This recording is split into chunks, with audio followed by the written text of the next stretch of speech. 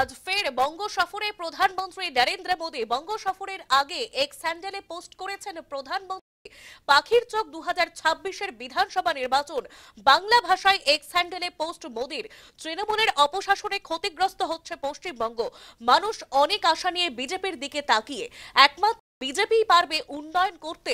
তৃণমূল সরকারকে নিশানা করে পোস্ট মোদীর। বাংলা ভাষায় এক্স হ্যান্ডেলে পোস্ট প্রধানমন্ত্রী নরেন্দ্র মোদীর।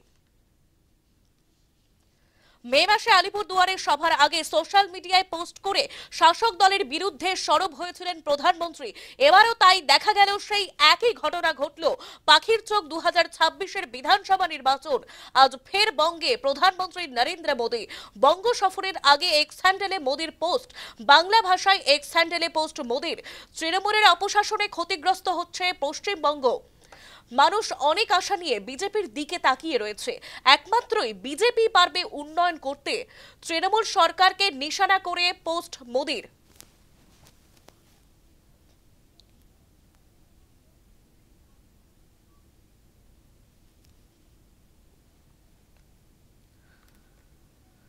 আমরা কথা বলবো, টেলিফোন লাইনে রয়েছে আমাদের প্রতিনিধি মৌমিতা মিত্র। মৌমিতা, আজ ফের বঙ্গ সফরে নরেন্দ্র মোদী।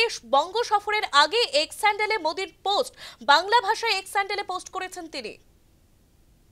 দেখো, একেবারে গতকালই প্রধানমন্ত্রী নরেন্দ্র মোদীর যে অফিসিয়াল এক্স হ্যান্ডেল রয়েছে, সেখানেই দেখা যাচ্ছে একেবারে বাংলা হরফে অর্থাৎ বাংলা ভাষায় নরেন্দ্র মোদী পোস্ট করেছেন। এবং সেখানে একেবারে স্পষ্টভাবে লেখা রয়েছে যে পশ্চিমবঙ্গ তৃণমূলের অপশাসনের কারণে ক্ষতিগ্রস্ত হচ্ছে। মানুষ অনেক আশা নিয়ে বিজেপির দিকে তাকিয়ে আছেন এবং তারা নিশ্চিত যে একমাত্র বিজেপি পারবে উন্নয়ন করতে।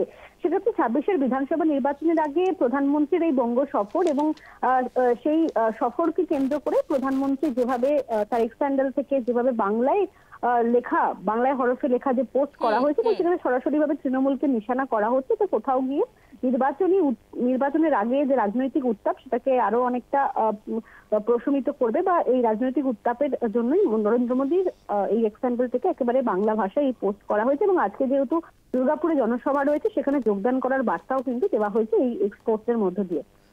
একেবারে ধন্যবাদ মৌমিতা।